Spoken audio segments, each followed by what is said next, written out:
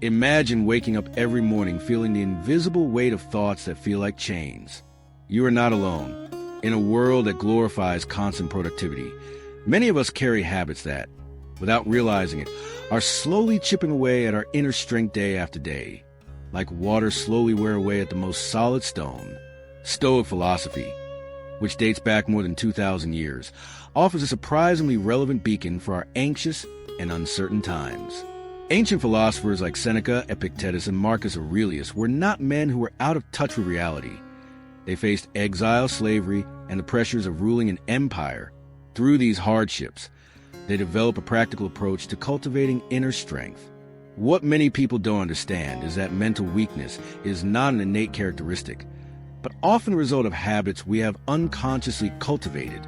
Like a garden where we have allowed weeds to grow, our minds can be dominated by patterns of thought and behavior that gradually weaken us. In this video, we'll explore 10 habits that act as parasites to our mental strength.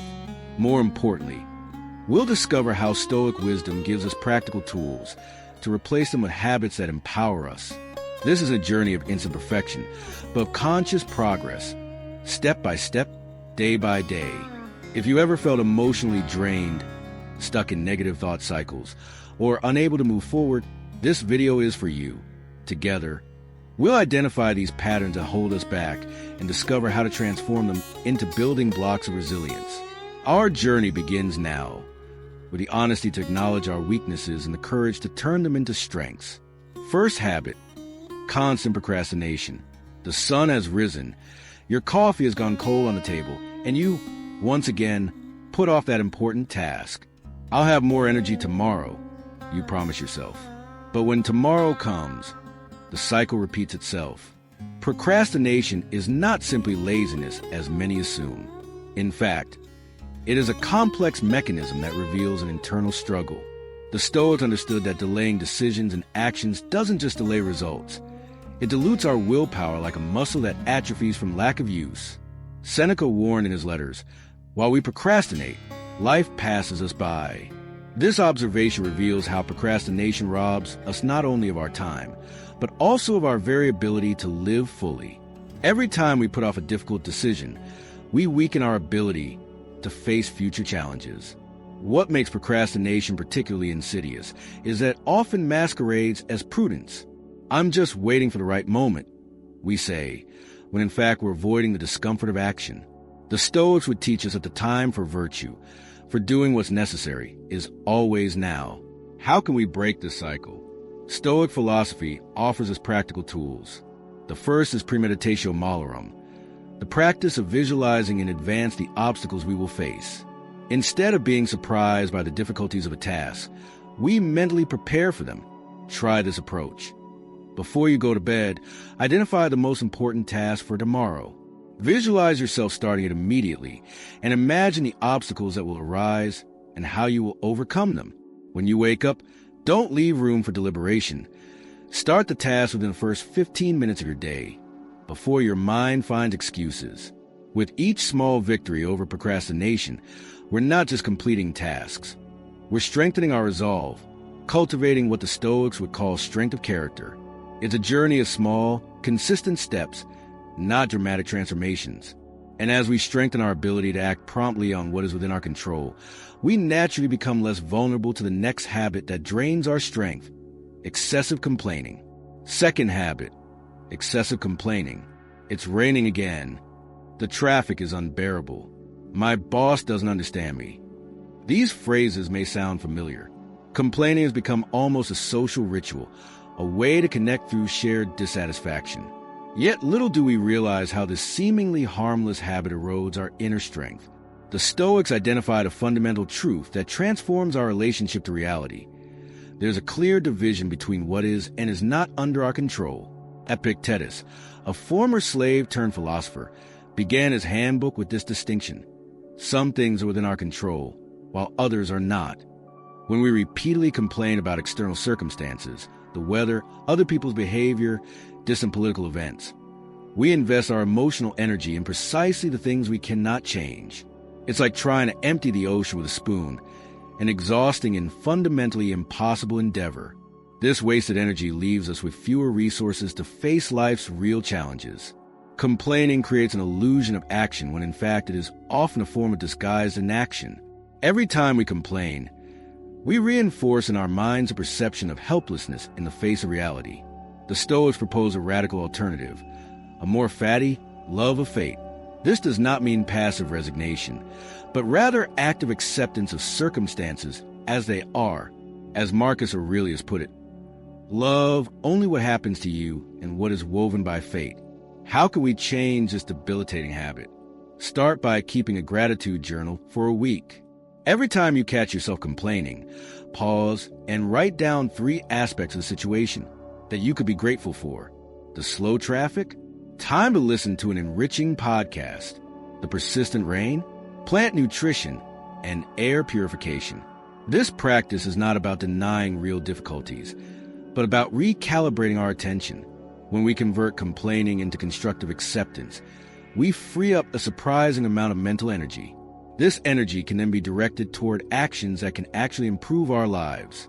As we reduce our complaints, we naturally become less susceptible to the next habit that weakens us. Constant comparison with others, a particularly dangerous trap in our digital age. Third habit, social comparison. In the age of social media, we live in a constant display of seemingly perfect lives. While you're struggling with morning anxiety, your feed is filled with colleagues celebrating professional achievements, friends on idyllic vacations, and influencers with seemingly perfect bodies and relationships. This inevitable juxtaposition creates a breeding ground for one of the most corrosive habits to our mental strength, social comparison.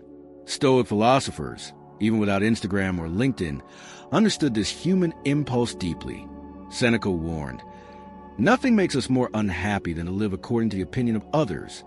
This insight remains devastatingly timely. Constant comparison robs us of something precious, the ability to define our own worth based on internal criteria. When we continually evaluate ourselves against others, we outsource the judgment of our own lives. The consequences are predictable: fluctuating self-esteem, envy, and a constant feeling of inadequacy. Epictetus would offer clear guidance. Do not seek to have things happen as you wish, but wish that they happen as they do, and your life will run smoothly. Applied to social comparison, this wisdom invites us to accept our own unique path, with particular rhythms and challenges. How can we overcome this debilitating habit? Start by defining your circle of influence, a modern concept inspired by the Stoic division between what is and isn't within our control. Identify areas of your life where you can effectively take action and focus your attention on those, rather than getting lost in comparing what you can't change. Also, try a periodic digital detox by taking a break from social media for a few days. Notice how it affects your self-perception and your peace of mind. Many people find surprising clarity when they're not constantly absorbing other people's metrics of success and happiness. Develop the habit of celebrating small personal victories without the need for external validation.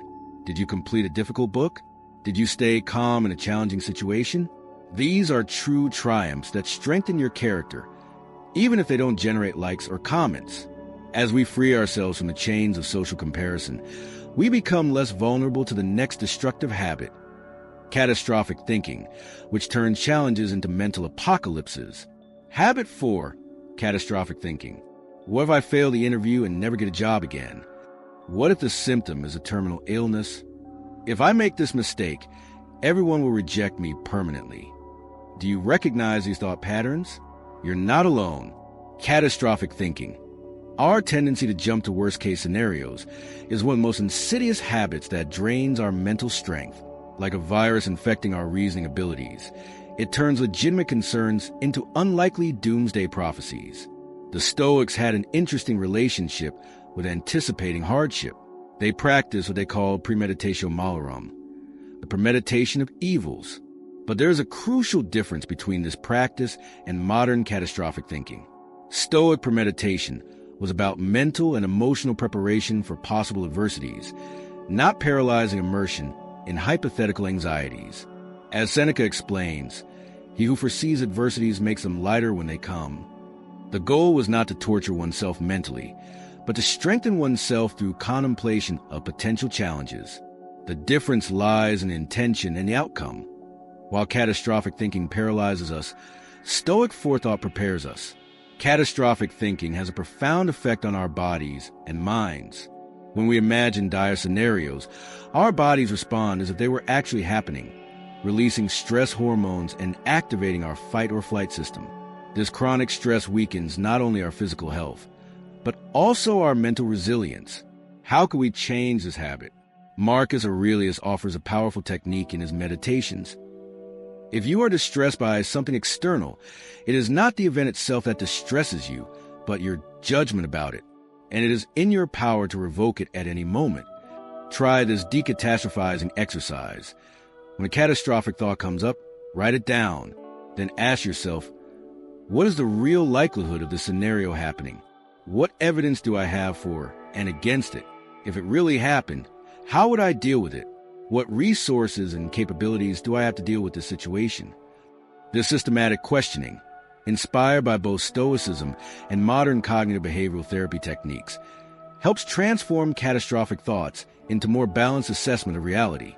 As we develop a more rational relationship with our fears, we become less dependent on another habit that weakens us: the constant search for external validation, which we will explore next. Fifth habit: dependence on external validation. Praise warms the heart. Criticism chills it.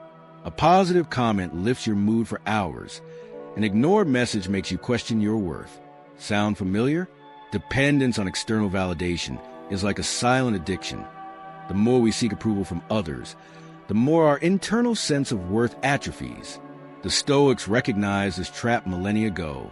Epictetus, with characteristic candor, warned, "If anyone has the power to disturb you, it is because you are still dependent on external judgment." This observation reveals a profound truth. By outsourcing judgment about our own worth, we hand over the keys to our inner peace to forces we cannot control. In the digital age, this addiction has found fertile ground. Every like, comment, or view offers a small dose of validation that can become addictive. As modern neuroscience research points out, these digital interactions stimulate the brain's reward system in a similar way to other addictions. Seneca warned, "We are more concerned with what others think of us than with what we think of ourselves." This observation perfectly captures the paradox of external validation. The more we seek it, the less we trust our own judgment. How can we break this cycle? Stoic philosophy offers a transformative perspective, developing an inner citadel, a sense of worth based on virtues that no one can take away from us. Justice, courage, moderation, and wisdom, the cardinal virtues of Stoicism, are not dependent on external applause. Try this exercise inspired by Stoic practices. For a week, before sharing your accomplishments or creations on social media, take a moment to appreciate them privately. Ask yourself, if no one ever saw or acknowledged this, would it still be valuable to me? Would the process of creating or accomplishing it have transformed me in some positive way? Also practice accepting criticism as potentially useful information, not as a personal attack. As Marcus Aurelius suggests, when someone criticizes you, ask yourself if what they said is true. If it is, accept it. If it isn't, recognize that the person was mistaken or speaking from a place of pain. As we develop this inner assessment center, we simultaneously become more emotionally stable and more open to genuine feedback. Our strength no longer comes from applause, but from lasting values. And as we learn to rely less on external validation, we're ready to tackle another habit that weakens us: the tendency to avoid discomfort, which we'll explore next. Habit 6. Avoid discomfort. Imagine a world where you never feel cold, hungry, tired, bored, or frustrated. Does that sound like paradise? The Stoics would vehemently disagree. In the relentless pursuit of constant comfort, we have lost something essential: the ability to face adversity with resilience. Our modern society has elevated comfort to the status of supreme virtue. Apps deliver food to our doorstep with a tap. Algorithms filter out unpleasant news. Perfect air conditioning protects us from the changing weather. And gradually, without us even realizing it, our tolerance for discomfort is dangerously diminishing. Seneca, one of the most pragmatic of the Stoic philosophers, regularly practiced what he called poverty trials, voluntary periods of discomfort to strengthen his resilience. Set aside a few days in which you will be content with minimal food, with cheap clothing, asking yourself, is this what I feared? This practice was not philosophical masochism, but intentional training. Like an athlete who strengthens muscles through progressive resistance, the Stoic strengthens his mental resilience through gradual exposure to discomfort. Discomfort, in the Stoic view, is not an enemy to be avoided, but a valuable teacher. As Epictetus observed, difficulties reveal the man. Therefore, when a difficulty falls upon you, remember that God, like a trainer, is confronting you with a sturdy opponent. Constantly avoiding discomfort has subtle consequences. Heightened anxiety in the face of inevitable adversity, reduced ability to persevere with difficult projects, and a tendency to abandon commitments when they do not provide immediate gratification. How can we reverse this pattern? Start by incorporating small voluntary discomforts into your routine. Take colder showers. Do intermittent fasting occasionally. Walk instead of drive when possible. Complete a difficult task before checking social media. Try the Stoic technique of reserving a thought. When faced with discomfort, consciously observe your initial reaction of aversion and deliberately reserve a thought.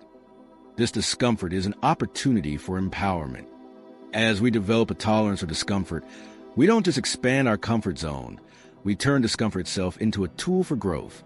This ability becomes particularly valuable when we confront another contemporary habit that weakens us. Chronic multitasking, which fragments our attention and diminishes our effectiveness. Habit 7. Chronic multitasking. Working on a report while attending an online meeting, checking notifications, and responding to messages. Multitasking has become not only commonplace, but glorified as a symbol of productivity.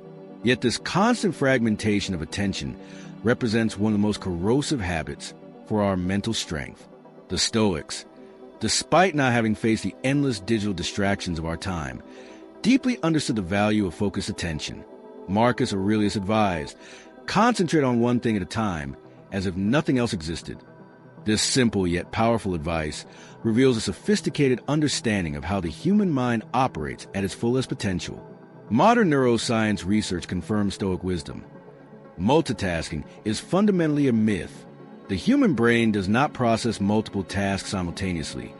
It switches rapidly between them at significant cognitive cost. Each switch depletes our mental energy and diminishes our ability to concentrate deeply. This constant fragmentation of attention has serious consequences: suboptimal decision-making, shallow understanding of complex information, and a vicious cycle of distraction that progressively weakens our ability to sustain focus, a skill fundamental to any meaningful achievement. Stoic philosophy offers a radical alternative to constant distraction. The practice of Stoic, focus attention to the present moment and the task at hand. This mental discipline was considered essential to the virtuous life, for only with mindfulness can we respond to reality with wisdom. How can we regain our ability to focus in a world of endless distractions? Start by establishing daily periods of deep work. 30 to 90-minute blocks of time dedicated to a single complex task, with all notifications turned off and distractions eliminated. Also try the Stoic technique of object contemplation. Choose an ordinary object, a pen, a sheet of paper, a cup, and look at it intently for 5 minutes, noticing every detail of its appearance, texture, and function. This seemingly simple exercise strengthens a muscle of sustained attention. Develop the habit of completing action cycles, finishing one task before starting another, rather than leaving multiple projects unfinished that drain your mental energy. As Epictetus advised, do each action as if it were the last of your life. As we regain our capacity for focused attention, we naturally become more resistant to another habit that subtly weakens us: passive, excessive information consumption, which we will explore next. 8th habit: passive consumption of information, the infinite scroll, the channel hopping, the jumping from one video to the next. At no time in human history have we consumed so much information and absorbed so little actual knowledge. This paradox reveals one of the most subtly debilitating habits of our age: the passive consumption of information. The Stoics clearly distinguish between information and wisdom. Seneca warned, "Beware the man who reads many books, noting that volume without reflection produces mental confusion, not clarity. For Stoic philosophers, valuable knowledge was measured not by quantity, but by its ability to transform our conduct and character. When we consume information passively, absorbing content without questioning, reflecting, or applying it, we gradually weaken our capacity for critical thinking. Like a muscle that atrophies from disuse, our ability to make independent judgments diminishes when we delegate our thinking to external sources. The Stoics practice a tripartite method of learning that remains surprisingly relevant. Lectio, close reading; meditatio, reflection on content; and exercitio, practical application.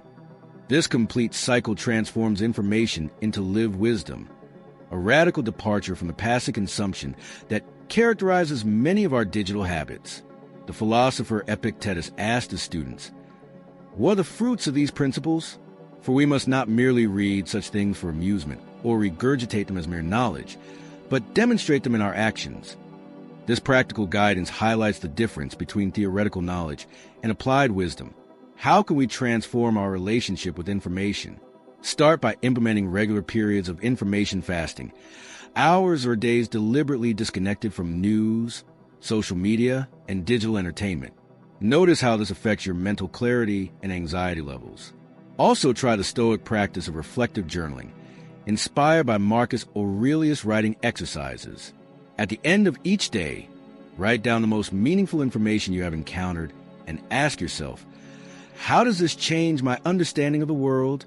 How can I apply this knowledge to my life? Adopt the habit of reading less but more deeply. Choose challenging texts that require sustained concentration, not just content designed to capture your momentary attention. As Seneca advised, it is better to master few authors than to wander through many. As we develop a more intentional relationship with information, we strengthen our intellectual autonomy and become less vulnerable to manipulation. This mental clarity prepares us to confront another habit that weakens our resilience: neglecting physical self-care. Habit 9, neglecting physical self-care. A healthy mind in a healthy body. This ancient Roman proverb captures an understanding that the Stoics took very seriously. Our mental well-being and emotional resilience are intrinsically linked to the health of the body we inhabit. In our culture that often prioritizes productivity over well-being, neglecting physical self-care has become a surprisingly common, debilitating habit. The Stoics, far from being ascetics who despised the body, advocated a balanced relationship with our physical needs. As Seneca observed, "Take care of your body steadfastly, but not as if you were living for it." This guidance suggests an approach that is neither indulgent nor negligent, a conscious care that honors the body as a vehicle for mind. A lack of basic self-care manifests itself in many ways in our modern society. Chronic sleep deprivation, processed foods consumed in a hurry, prolonged sedentary lifestyles, and disconnection from nature. Each of these patterns compromises not only our physical health, but our ability to think clearly and our emotional resilience. Marcus Aurelius, even under the pressures of ruling the Roman Empire, maintained consistent physical self-care practices, including regular exercise and moderate eating.